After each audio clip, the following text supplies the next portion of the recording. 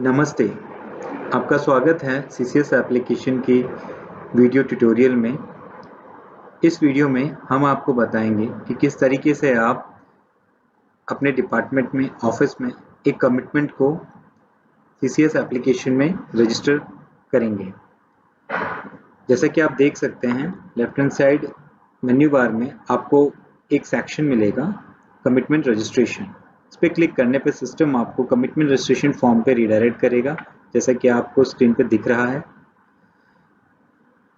इसके title bar पे आप देख सकते हैं, यहाँ पे कमिटमेंट रजिस्ट्रेशन का टाइटल है। साथ के साथ राइट हैंड साइड में हमने आपको डॉक्यूमेंट ऑप्शन में भी एक दिया है। इसको क्लिक करने पर आपको कमिटमेंट रजिस्ट्रेशन का कंप्लीट यूजर मैनुअल जो है वो ओपन हो जाएगा, जहाँ से आप स्टेप बाय स्टेप जो पूरा प्रोसेस है, किस तरीके से आप कमिटमेंट को रजिस्टर कर सकते हैं सीसीएस एप्लीकेशन में, हमने यहाँ पे आपको एक्सप्लेन किया हुआ है। तो ये आपके लिए काफ़ी हेल्पफुल रहेगा। वापस आते हैं कमिटमेंट रजिस्ट्रेशन फॉर्म पे। तो जैसा कि आप देख सकते हैं, सबसे ऊपर यहाँ लिखा गया है registration for new and ongoing. New जो ऑप्शन है वो आपको सेलेक्ट करना है उन कमिटमेंट के लिए जो कि आप नए प्रपोज कर रहे हैं, या नए कमिटमेंट जो आप बीएफसी में लेके जाएंगे। कमिटमेंट जैसे कि आपके प्रोजेक्ट्स हो सकते हैं, कोई स्कीम हो सकता है, तो उनके लिए। और ऑनगोइंग जो ऑप्शन है वो उन कमिटमेंट्स के लिए है जो आपके डिपार्टमेंट या ऑफिस के पुराने प्रोजेक्ट या स्कीम्स या जो भी आपके अभी तक चले आ रहे कमिटमेंट्स हैं उनके लिए है। कि जो पुराने कमिटमेंट्स हैं उनको आप रजिस्टर करना चाहते हैं सीसीएस एप्लीकेशन में, तो उसके लिए आप ऑनगोइंग का जो ऑप्शन है वो सेलेक्ट करेंगे। अभी जैसे कि हमने न्यू सेलेक्ट किया हुआ है, तो मैं आपको बताऊंगा कि किस तरीके से आप एक न्यू कमिटमेंट को रजिस्टर करेंगे एक सीसीएस एप्लीकेशन में। सबसे पहले आपको यहाँ पे रजिस्ट्रेशन डेट सेलेक्ट करना रहेगा। तो यहाँ से आप कैलेंडर ओपन होगा और उस कैलेंडर से आप सेलेक्ट डेट कर सकते हैं। उसके बाद आपको टाइप ऑफ कमिटमेंट का जो ऑप्शन नज़र आएगा, यहाँ पे एक कंप्लीट ड्रॉप डाउन है जिसमें आपको कुछ प्री डिफाइंड ऑप्शन मिलेंगे जो कि हैं डेप्ट। डेप्ट जो टाइप ऑफ कमिटमेंट है वो बेसिकली स्टेट गवर्नमेंट के जो भी डेप्ट टाइप ऑफ कमिटमेंट है, डेप्ट जो लेता है स्टेट गवर्नमेंट, तो उसके लिए जो है डेप्ट कैटेगरी डिफाइन की गई है। एम्प्लॉय, रेगुलर और कॉन्ट्रेक्चुअल, यानी कि एम्प्लॉय से रिलेटेड जो भी आपका कमिटमेंट है, यानी कि उनकी सैलरी, उनके टीए डीए जो भी हैं, वो कंसोलिडेटेड अमाउंट ऑफिस वाइज जो है वो आपको यहाँ पे रजिस्टर करने होंगे। तो तब आप सेलेक्ट करेंगे टाइप ऑफ कमिटमेंट में एम्प्लॉय। उसके बाद आता है ग्रांट, एलएसजी और अदर्स, यानी कि जो भी ग्रांट जो कि एक स्टेट गवर्नमेंट आपको प्रोवाइड कराती है आपके डिपार्टमेंट को एज अ ग्रांट, तो वो आपको सेलेक्ट करना रहेगा ग्रांट में। अदर ऑफिस एक्सपेंसेस जो कैटेगरी है वो आपके लिए जो भी आपके ऑफिस एक्सपेंसेस हैं, यानी कि एडमिनिस्ट्रेटिव एक्सपेंसेस जो हो गए एक ऑफिस के, आपके इलेक्ट्रिसिटी हो गया, ट्रांसपोर्टेशन हो गया या स्टेशनरी हो गया, तो ये जब सभी अलग अलग तरह के जो एक्सपेंसेस हैं वो आपके ऑफिस एक्सपेंसेस में आएंगे। पेंशन जो टाइप ऑफ कमिटमेंट है वो पर्टिकुलरली पेंशन डिपार्टमेंट के लिए है। उसके बाद आता है सोशल वेलफेयर स्कीम्स, यानी कि जो भी वेलफेयर स्कीम्स हैं डिफरेंट डिपार्टमेंट्स की जो भी रन हो रही हैं या नॉन वर्क्स स्कीम्स हैं, वो सभी सोशल वेलफेयर स्कीम्स की कैटेगरी में आएंगी। और वर्क्स बेसिकली जो भी वर्क्स टाइप के कमिटमेंट आपके स्टेट गवर्नमेंट में रन हो रहे हैं, जैसे कि मेजर जो डिपार्टमेंट है हमारे पीडब्ल्यूडी, डब्ल्यूआरडी, पीएचईडी, इसमें होने वाले जितने भी प्रोजेक्ट्स वगैरह हैं वो सभी वर्क्स के अंडर में रजिस्टर किए जाएंगे। अभी के लिए हम एक सोशल वेलफेयर स्कीम जो है वो सिलेक्ट कर लेते हैं। स्कीम नेम हमें यहाँ पे देना होगा।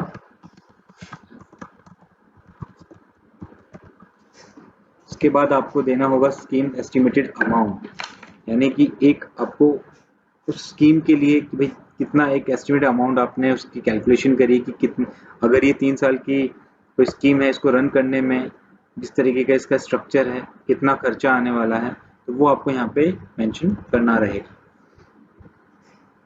उसके बाद आप यहाँ पे कमेंसमेंट ईयर जो है वो सेलेक्ट करेंगे कि ये आपकी जो स्कीम जो आप प्रपोज कर रहे हैं वो कौन सी ईयर में स्टार्ट होगी।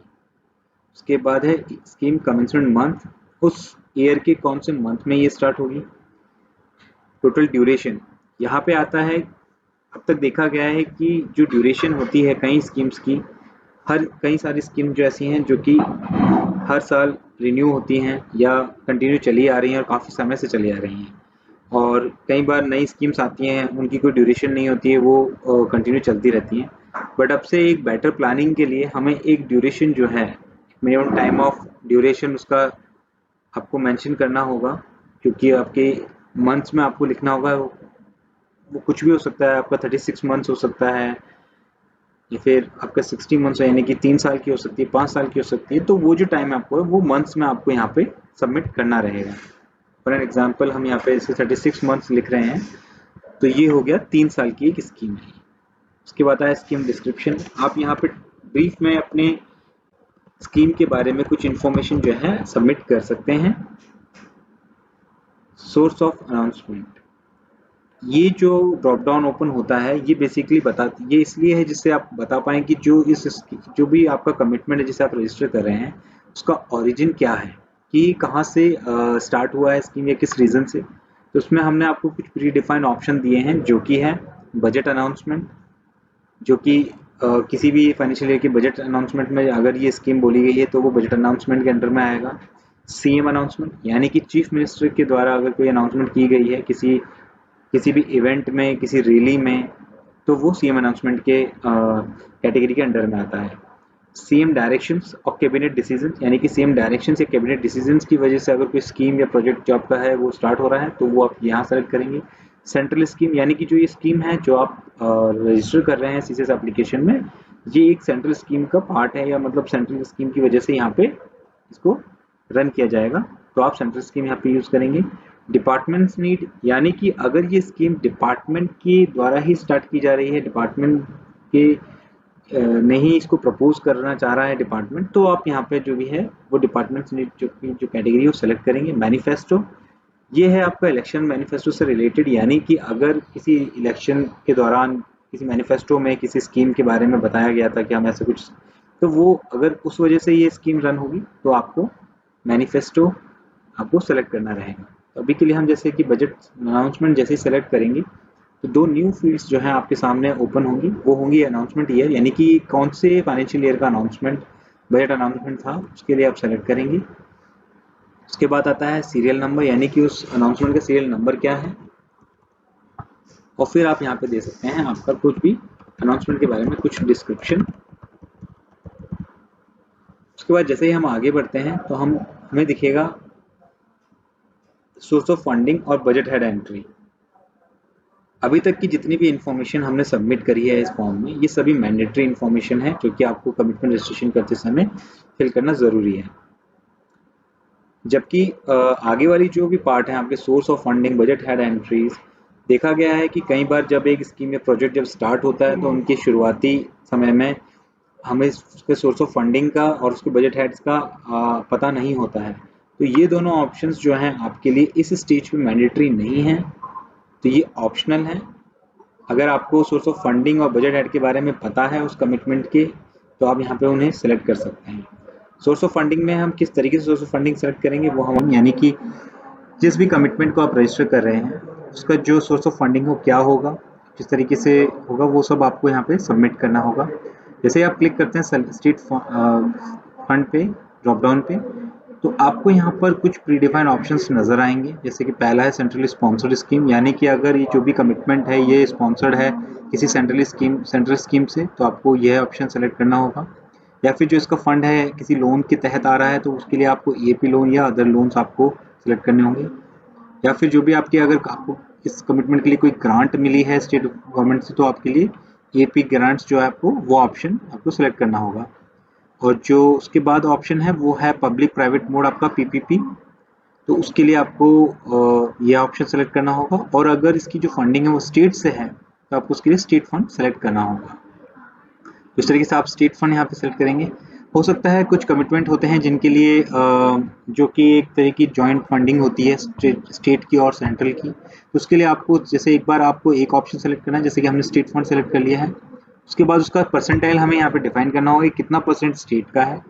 तो जैसे आप इस पे उसका परसेंटेज डिफाइन करेंगे, क्लिक करेंगे, तो सिस्टम जो है आपका जो भी एस्टिमेटेड अमाउंट आपने ऊपर लिखा था उसका 70% कैलकुलेट करके आपको यहाँ पे कैलकुलेट करके देगा। आपको सिंपली एक ऐड पे क्लिक करना है, तो ये टेबल में जो इसकी एंट्री है ये सिस्टम में हो जाएगी। उसके बाद आपको अगर जो भी, अब जैसे अगर स्टेट का 70 है तो हो सकता है कि उसका सेंट्रल जो है, सेंट्रल स्कीम का उसका उस पर 30% शेयर हो। तो आपको जो फंडिंग है सेंट्रली स्पॉन्सर्ड स्कीम, आपको ऑप्शन लेना है और उसका जितना अमाउंट या जितना परसेंटाइल उसका है तो वो आपको यहाँ पे मेंशन करना है, और ये सिस्टम जो है उसके अकॉर्डिंग जो फंडिंग अमाउंट है वो कैलकुलेट करके आपको यहाँ देगा, और सिंपली आपको ऐड पे क्लिक करना है। इस तरीके से जो दूसरी एंट्री है वो भी टेबल में हो जाएगी। तो इस तरीके से आप जो है मल्टीपल एंट्रीज कर सकते हैं। बस ध्यान देने वाली बात यह है कि जो आपकी परसेंटेज होगी इसका जो सम होगा वो 100% होगा, यानी कि 100% के अंडर में ही जो आपको जो उनका परसेंटाइल रेशियो जो है वो डिफाइन करना रहेगा। उसके बाद जैसे ही हम आगे बढ़ते हैं तो अब सबसे इंपॉर्टेंट एक और पार्ट है जो कि है बजट हेड एंट्री। तो बजट हेड एंट्री के लिए आपको जैसे क्लिक करते हैं तो ये लिस्टिंग जो है वो ओपन हो जाती है बजट हेड्स की। तो इसमें जो भी आपका डिपार्टमेंट है उसके जो भी सेलेक्टिव बजट हेड्स हैं जो यूज़ किए जाते हैं आपके डिपार्टमेंट में, वो आपको यहाँ पे जो पूरी लिस्टिंग आपको अवेलेबल होगी। तो ये जो कमिटमेंट से रिलेटेड जो भी बजट हेड है आपका वो आप सेलेक्ट करेंगे। सिंपली सेलेक्ट करने के बाद आपको हेड टाइप उसका बताना होगा, वोटेड है या चार्ज।